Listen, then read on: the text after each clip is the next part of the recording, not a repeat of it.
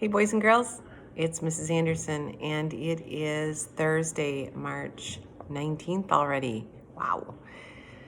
Today we are going to begin our lesson with our read aloud. And of course, yesterday we started Diamond Daniels. And one of the things that we did was we learned a little bit about Diamond. We learned that she lives in a small apartment in New York with her mom. Her parents do not live together, so she's not living with her dad. Another thing is she's new in this apartment, in this area. And so she has started her school year and she doesn't know anybody and she's lonely. As the story moves forward, she meets a boy who's also new by the name of Free. And he is a secondary character in the story. Free is not friendly. He grunts. He tells people he doesn't want to be near them. And Diamond is put off one day at lunchtime because she asks Free to come and sit at her table for lunch. And even Diamond is at this table with these three girls whose names all start with the letter T. They're not really friends, but they're allowing her to sit with them. And so Diamond reaches out and asks Free to come and sit at the lunch table with them. And he is basically like, leave me alone. So Diamond feels very put off by this. Today we're going to be reading chapters 3, 4, and 5. It's a quick read, so sit back, sit tight, and let's read Diamond Daniels. Now, I love the way this author, I love the way Nikki Grimes starts her chapters. Isn't that cool? How she adds an illustration within the number 3. Very creative. Chapter's entitled, Here Comes Rude Boy. On Monday, Diamond tried to slip out of the house without a jacket. It was the end of September and still warmish. So did you notice how the author kind of slipped in a little bit more information about the setting? Time has moved on. We know that a month of school has almost passed, and it's still nice out. It's still warmish. She had on her red t-shirt, jeans, and a blue vest with rows of red, white, and blue buttons sewn on the pockets. She called it her Independence vest, and she didn't want to cover it up with a silly jacket. She'd sewn those buttons on it with her own hands, and she wanted everybody to see them. Bye, Mom, said Diamond, almost out the door. Jacket, said Mrs. Daniel. Diamond rolled her eyes, but went back to her closet. Mothers, thought Diamond. There was no point in complaining. It's not like she was going to be late for school. Since school had started, she'd been leaving early each morning. She didn't have any special friends to walk to school with, and she didn't want to be reminded by seeing groups of other kids walking together. She felt left out enough as it was. Once she got to her homeroom, Diamond read over her homework while she waited for class to start. She looked up when the bell rang, just in time to see Free stomp into the room. Oh, brother, thought Diamond, here comes Rude Boy. She decided to ignore him, which was easy enough to do in class because he was as quiet as a mouse. A little figurative language there. He never raised his hand. He never asked any questions, and when the teacher called on him to read, he slouched in his seat and made up some excuse not to. Diamond shook her head. I know that boy can read, thought Diamond. Just last week, I caught him reading a book in the schoolyard after lunch. Nobody reads in the schoolyard unless they just plain like to read. So why is he making out like he doesn't? Diamond shook her head again. And why do I even care? Forget him. Diamond turned her attention back to Mrs. Cordell. Outside of the homeroom, Free was harder to ignore. He stomped everywhere, growled at everyone who spoke to him, and kept bumping into kids because he didn't look where he was going. 2 days in school, and he had almost everybody scared of him already, and he didn't even have to try hard. He was the tallest kid in the 3rd grade, almost as tall as a 6th grader. When you're that big, all you have to do to scare somebody is show up and say, boo. Free never said boo, but he looked mad all the time, and that was enough to scare most of the kids. Diamond wouldn't have cared, except Free was being mean to kids who were too little to speak up for themselves. Diamond wanted to do something about it, but she didn't know what. Maybe Mrs. Cordell can help, thought Diamond. One afternoon, she hung around after the last bell so she could talk to her teacher in private. Mrs. Cordell, said Diamond. Yes, dear? What's the matter with the new boy, with Free? What do you mean, sweetie? Mrs. Cordell called everybody sweetie. How come he's mad all the time? I don't know, Diamond. Why don't you ask him? Diamond practically choked at the very thought. Never mind, muttered Diamond. I like Mrs. Cordell and all, thought Diamond, but that's crazy. No way am I asking Rude Boy anything. Diamond knew there was something wrong with him, though, and she figured one of these days she'd find out what. That day came sooner than she expected. Take a look, Chapter 4. And it's entitled Chicken Nugget Tuesday. Chicken nuggets. That sounds kind of good.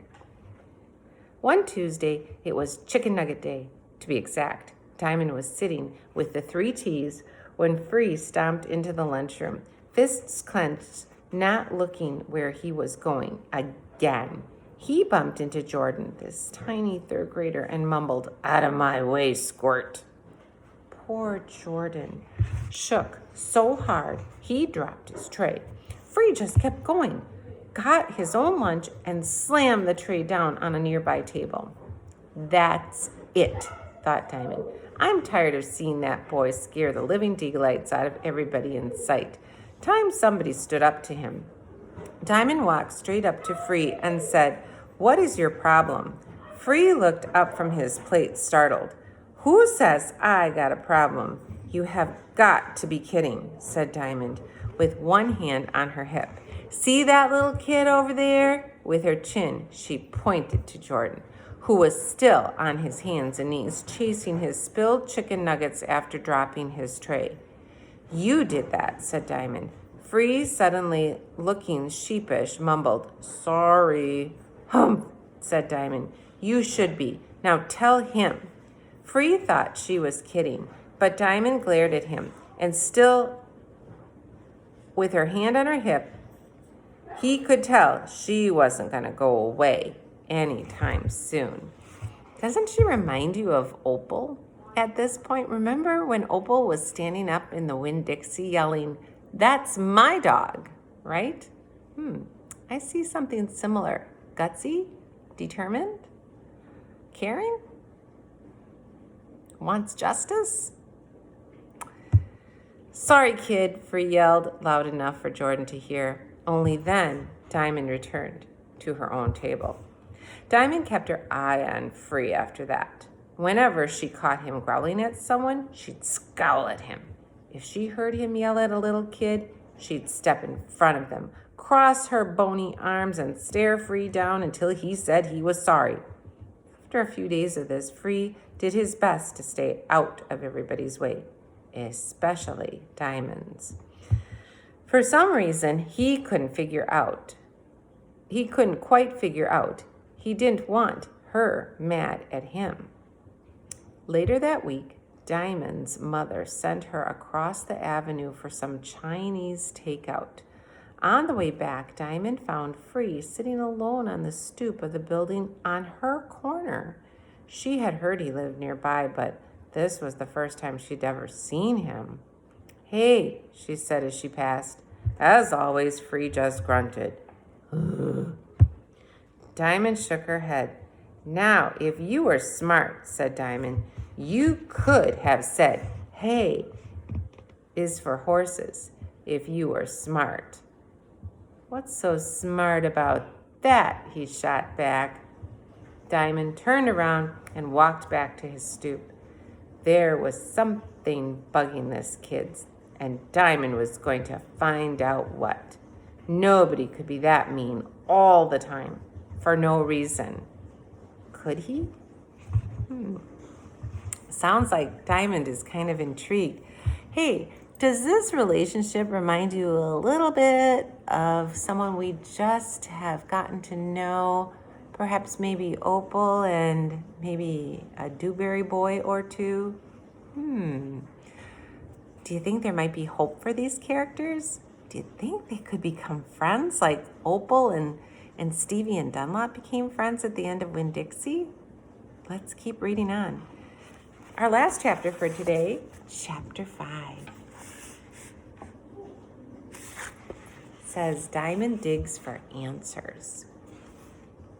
Who are you mad at? Asked Diamond. The question caught Free off guard. What? Who are you so mad at? Who said I was mad? Oh, please.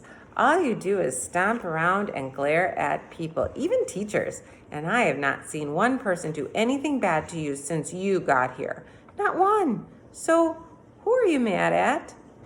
Diamond's words were sharp as needles, and Free felt like a balloon that she had just poked a hole in. Great figurative language. All the air came whooshing out, and instead of looking angry, Free just looked sort of sagged. Like an old couch, the cushions would sag, right? If you sat on it and probably stay sagging down, or maybe an old mattress would look kind of saggy. I think of something being saggy or sagged, I think of tired, worn, deflated, right? So who do you think Free's angry at? Why do you think he's angry? Take a moment to predict. All right, let's read on and see if we can figure out who or why Free is angry. I don't know, said Free in a tired voice. I'm mad at my folks, at my dad mostly. He lost his job and made us move here, and I had to leave all my friends behind. Diamond thought about her old neighborhood and her old friends. The face of Alicia came swimming up before her eyes, and Diamond had to swallow hard. She wasn't mad at Mom for making them move, but she understood how Free could be mad at his dad. Okay, said Diamond, you've got a right to be mad, but not at people who don't even know. Free sighed. I guess you're right. Of course I'm right. I'm always right, said Diamond. The way she said it made Free smile. She's very confident, isn't she? What's your name again, he asked. Diamond, with a Y instead of an I, plus an E at the end. And yes, I know, I must be a diamond in the rough, 'cause I'm plain as coal, blah, blah, blah. I've heard it all, said Diamond, rolling her eyes to the sky. Kids tease you about your name all the time? Yeah. How do you stand it? I hate it when kids tease me about mine. Diamond shrugged. It used to bug me when I was little. I even changed my name to Diana for a week, but Diamond sounds so much more beautiful, and I figured anybody who made fun of it was just plain silly. Besides, there are way worse things in life than being teased about your name. Anyway, who would tease you about Free? Nobody, but my last name is Freeman, and my first name is Reed. What's wrong with that? When's the last time you met some kid named Reed, especially a black kid? People always say to me, hey, Reed, what are you reading? Or there goes Reed, reading again. Got it.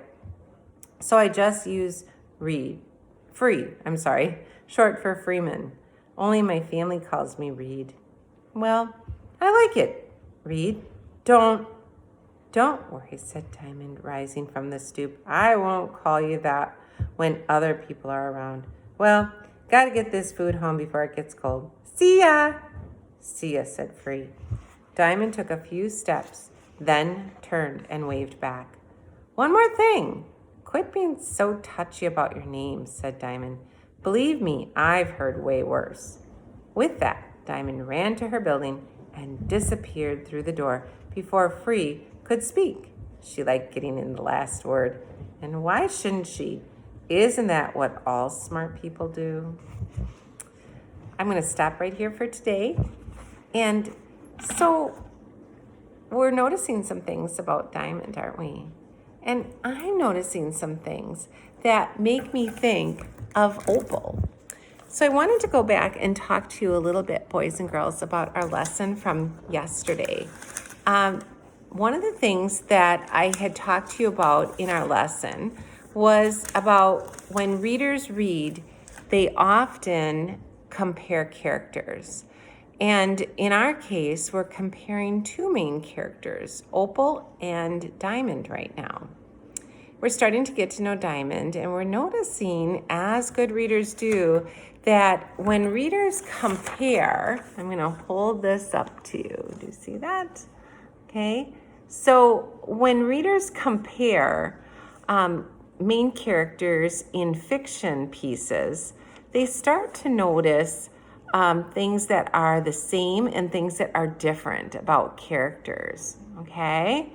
And they start to notice how they're alike and different, but they start to notice that characters have the similar likes and dislikes, and they start to notice those things, and they start to notice characters' actions as well. So take a look at these prompts right here. And I know that you're just finishing up your book club books.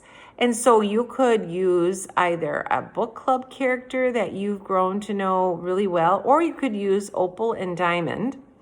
So if I had this as my example, blank and blank are alike because, there's that magical word because. So one of the things I noticed is that Diamond and Opal are alike because they both seem to like to speak out and speak up when they see something that's not fair. Like an example from Opal would be when she saw Winn-Dixie in the grocery store, and she was really concerned because he was a stray and she didn't want to see him go to the pound. And an example of Diamond speaking up and standing up for things that she thinks need to have justice and need to be righted is when she thinks that Free is bullying some of the small kids at school. Let's take a look at the next one. Blank and blank are different because. So when I think of Opal and Diamond and how they're different is Opal and Diamond are different because Opal lives in a very small community in Florida, very rural, very poor, and she lives with her dad, and she lives in a trailer park. And one of the things I noticed about Diamond that makes her very different from Opal is that she lives in a very large city in New York City, huge, way to the north. And she lives in a very small apartment, but she lives with her mom. And so big city, small city. So some differences as well. So today what I'd like you to do is when you go back into Google Classroom after watching this video, I would like you to complete a Google form. And when you open up the form, that is your copy. You will be able to write right inside the box. I'll give you the prompts up above, but you will write your responses in the box below. So I've given you how you're going to start your sentences, and I'm just asking for two. I'm asking you to either compare Opal and Diamond and tell me how you think they're alike and because, and give me your evidence. And then I'm also giving you an opportunity to write how Opal and Diamond are different because.